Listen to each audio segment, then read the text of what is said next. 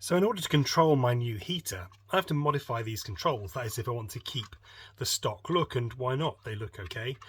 This is a slightly dirty, slightly tired set of controls that I bought on eBay for not very much money. So I can afford to tear these down and work out what's going on and make some modifications without worrying too much about it. I have to say, I had to actually ask on the forums. Thank you to those on the Z Roadster forums who came back to tell me how to do this, because initially I couldn't get these knobs off. And I figured they must be fixed in some sort of hidden way, but actually no, it just required brute force. As you can probably tell from the fact I ended up using a pair of pliers through a cloth on this one and still managed to scratch it because it was so tightly fixed. But in order to take these apart, if you are trying to dismantle one of these yourself, to clean it, fix it, whatever it may be, modify it if you're also doing a BMW based EV, these knobs, still hard, even though I pulled it off once. Pull off. Like that. Put those to one side. And then you've got these white tabs all the way around that you need to press in.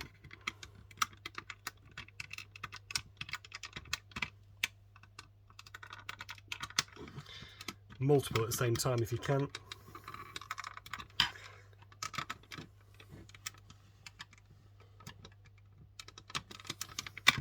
Might be easier to start from the other end.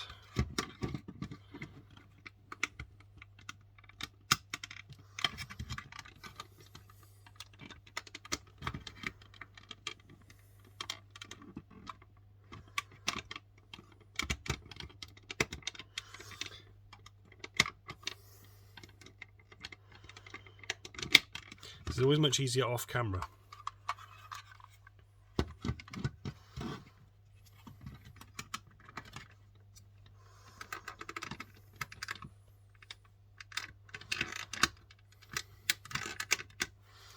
There we go, starting to come.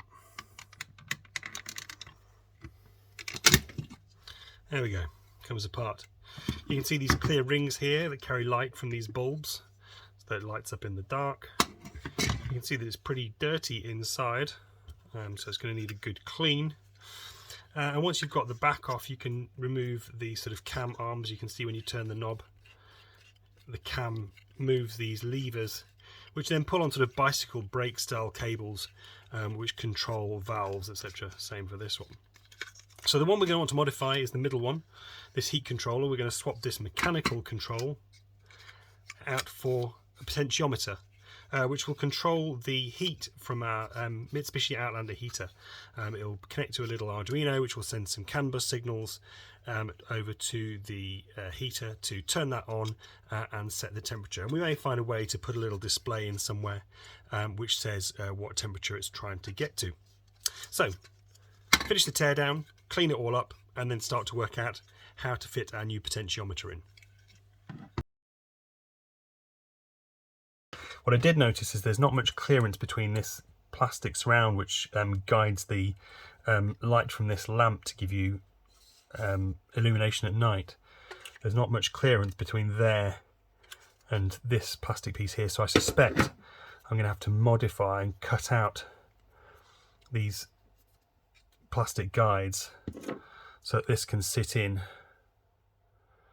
Actually, not too much, but so that this can sit in there and sit at the same height. I want that exactly the same height as here.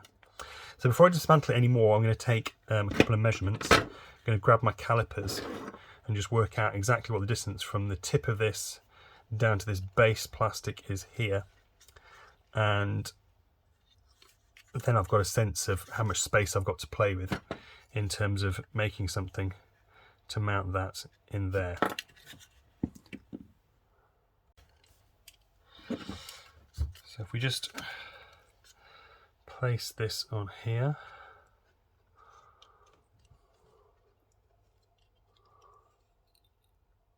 put that down.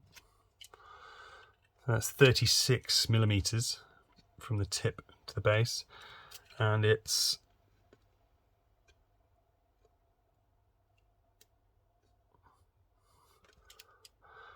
30, good as, down to these plastic spines here.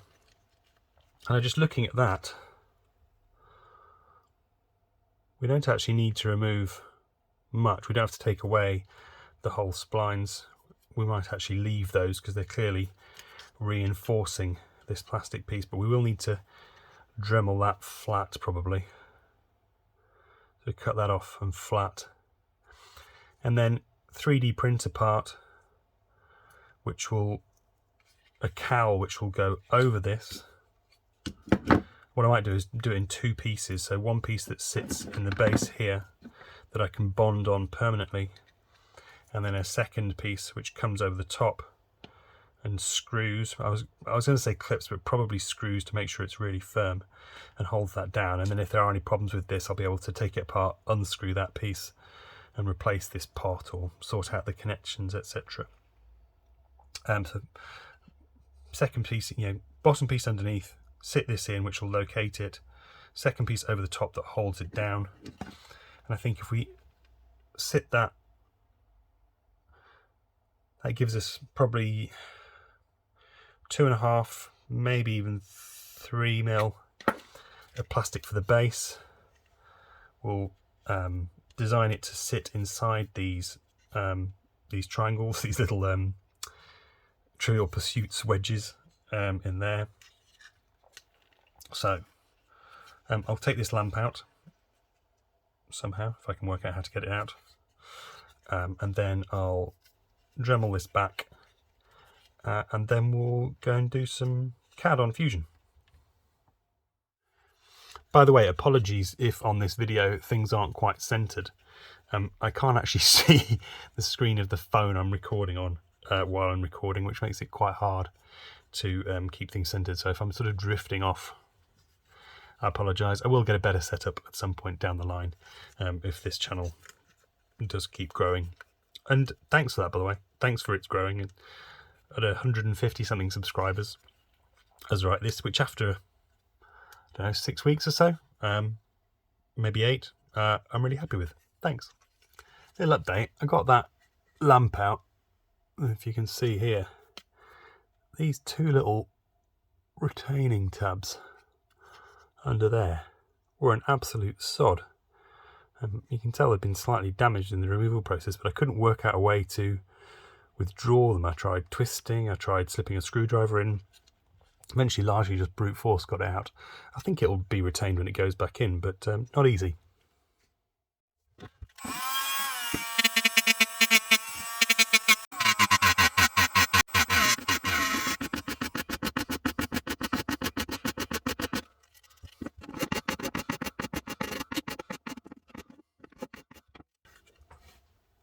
There we go. We've got a nice flat surface. We've got plenty of locating points as well to keep things nice and stiff. So time to capture this shape and take it over to the computer for a bit of design. The first thing I did in Fusion was to import a photo I'd taken of that base piece of plastic, the backing of the controls. What you can do with this feature, and it's not one I'd used a lot before, so I had to do a little looking up as I went, is you can scale it using your measurements so that you've got an accurate representation, or at least a sketch to work from when you're starting to build something against an existing piece. So I took a measurement of the diameter of that circle and scaled the whole drawing against that diameter. What I can do now is effectively draw on top of it and know that what I draw should be an accurate representation of the piece I'm trying to build against. Certainly if you're trying to build something that fits inside of something else, it's a really useful technique. Now bear in mind that I'm largely self-taught in CAD. My only formal education in it was about 25 years ago. And so apart from a few Skillshare videos, everything I know how to do in Fusion I've kind of taught myself or learned from the forums. So suffice to say, there are almost certainly better ways of doing things, but I've learned enough to make useful parts. And I keep seeing parts I've designed, particularly for the Prius Gen 3 inverter, pop up on other people's builds, which is really nice to see. So having sketched out the base, I can extrude it to create something that's recognisable that I can build against. Then I've got a 3D model into which to build my base piece.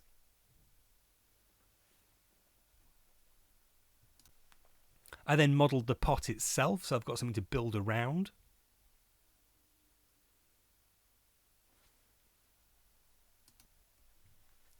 And then on top of there, I could build the shroud, the cover, the retaining piece, whatever you want to call it.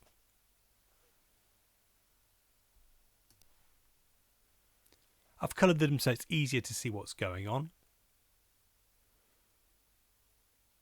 And that's my initial base piece. Can hit make directly in Fusion 360, which sends it straight off to the slicer. I use Cura for this, partly because Cura has a nice plugin for Octoprint. So from Cura, when I hit print, the data's just streamed straight up to Octoprint, and Octoprint turns on my 3D printer, downloads the data to it, and off it goes.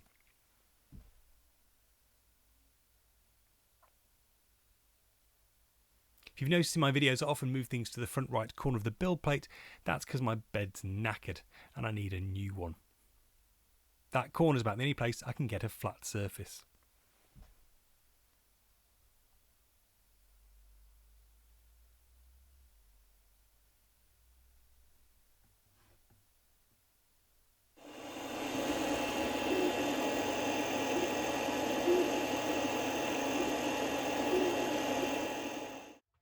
Right, 3D printer's been running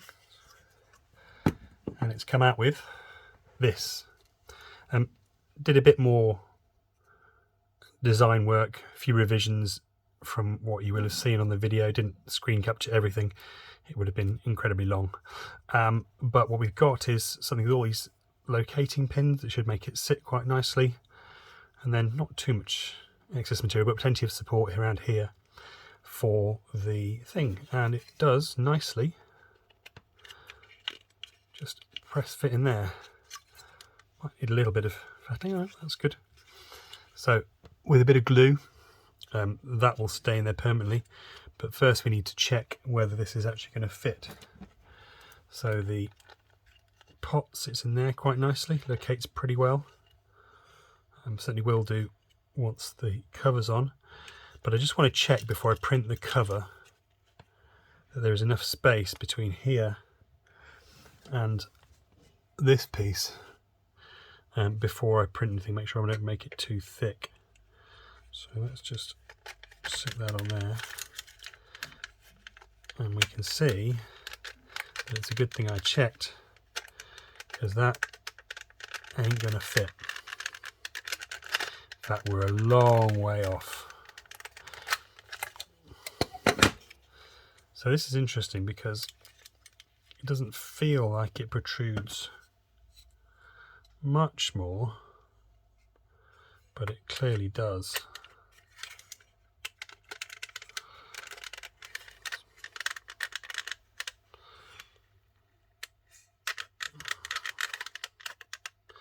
So back to the drawing board for that one. So here's the measurement I should have taken first time around. Going from this clear plastic screen, we can work out the depth of that in a second. From there down to the white plastic behind. I hadn't really realised I could do this, but I think I can just about. Get the micrometer in there, well, not the micrometer, the calipers in there. That's 9.5 centimetres, and our pot is 11.7. I don't know if you can read that. So at minimum we need to carve away a couple of millimeters of this plastic, but actually I think we'd be better off taking out more. And here's what I'm thinking. What I'm thinking is we keep this pattern, which works so well for location, but we go down,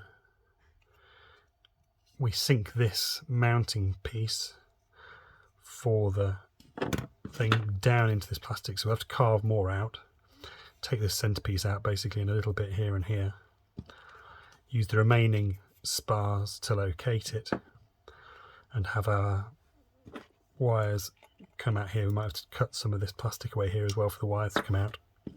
Basically the same idea, but rather than have this piece sitting on top, we sink this piece into here, and trim away whatever's left. Be less material, should print quite quickly, hopefully less than an hour. And we can try again. This is the revised design. You can see here the yellow disc I've used to represent the base of the case so that I can butt up against it. So this was the old piece, and this is the new one. You can see much thinner to create the space we need for the pot. So pot sits in there like that. I've also reduced the tolerance or reduced the spacing around that, so that's much tighter fit now. Still a little bit of a wiggle, but much tighter fit. And if I bring this in, you can see that I've removed the middle of the splines from there. Needed a few different tools to do this. Started off just heating a craft knife up with a lighter and trying to trim it. That didn't work brilliantly. Then swapped to a little pair of edge cutters and a little pair of pliers, just sort of cutting and snapping. That got rid of the bulk of it, whoops. And then to tidy it up, I actually used a massively oversized tool. Used my Makita finger sander, which made very short work of allowing me to go down flat and cut downwards. And then finally, just go around the outside, Dremel with this burr on it. And now, might do a little bit more tidying up there, but that all works nicely. And this piece slots in, nice tight fit. And we can glue that down with that in there. And now just before we print the last bit, which goes here, and insert the threaded bungs, threaded inserts to hold the cover on, let's just do another check that this fits. It's going to be tricky actually because those wires, we don't get it all the way on. We should be able to get a sense. I don't know if you can see that. You can see it's going to be tight, but that should go. So a bit more trimming to do. Need to trim this away that I've marked out with this chalk pen here in order for the wires to go through. So that can close. Need to print the cover, which I've designed to sit on top of there. And need to put the threaded bungs in there so I can screw the cover down. The cover design's got recessed holes, so it'll sit quite flush and shouldn't interfere with this. Fingers crossed. Right, I've trimmed away some of this plastic so these wires fit, but as you can see, it's not closing. There's clearly something off with my measurements of the depth of the space I had available there. So I measured 9.5 from the top of this clear shield here down to the top of the spines, and then I had 5.5 below that. I modelled all that in CAD. Clearly something's not quite right because you can see that I don't know if you can see in this light, but the top of the pot is pressing against the shield and stopping it all closing. So the question is what to do next. You can probably hear I've already put the cover on the 3D printer in the background, and I have to go and cancel that print while I work out why this doesn't fit.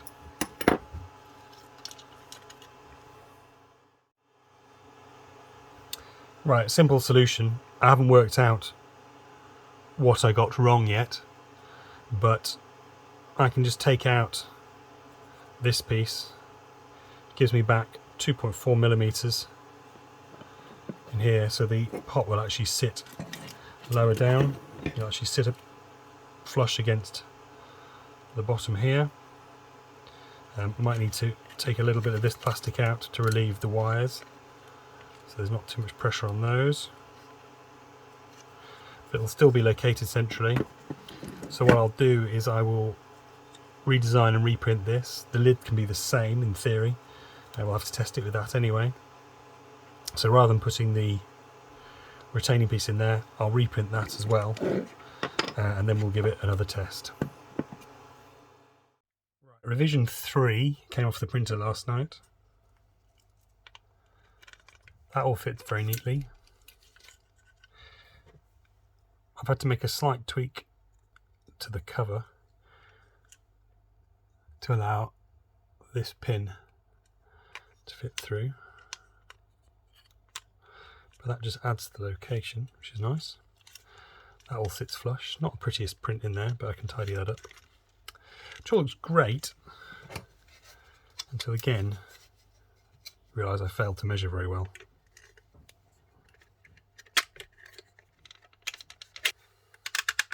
So close, it's so far. The lid is fouling on this sort of light wave guide, which protrudes beyond the bottom of the ring I'd measured. So another revision to the cover piece required. Right, next iteration.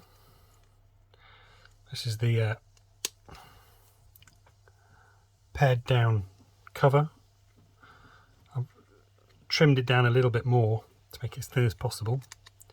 Now a nice snug fit on there. Ooh, don't knock my tea over. And holds the pot really nicely. Sits, oh, other way, nicely in here.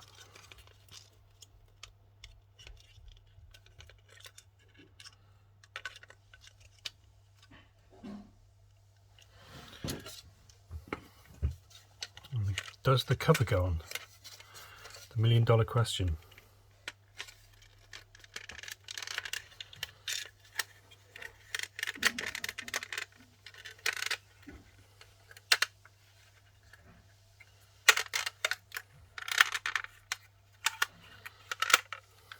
Snaps around there, snaps around there.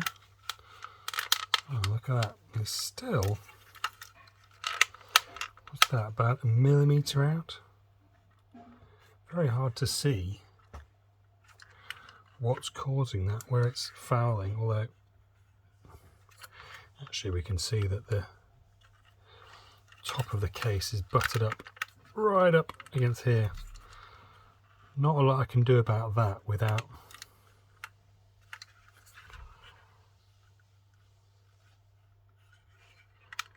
I don't know. Could relieve this slightly around that pin. Clearly my measurements on this have been very far out. I could just leave it, that's very, very close. And all the catches lock. And it's going to be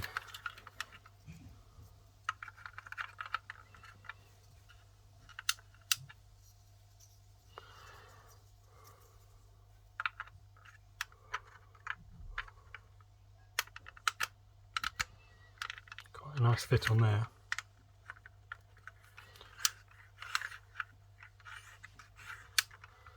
Yeah, that might just do for now. Especially since that knob fits in so nicely. That feels very OEM. Kind of pleased with that.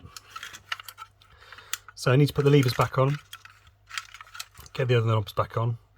I might take this apart and just fet a little bit more away so that it closes that last millimetre.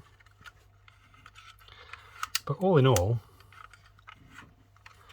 pleasing little development. So next time I'll look at what goes on the ends of these.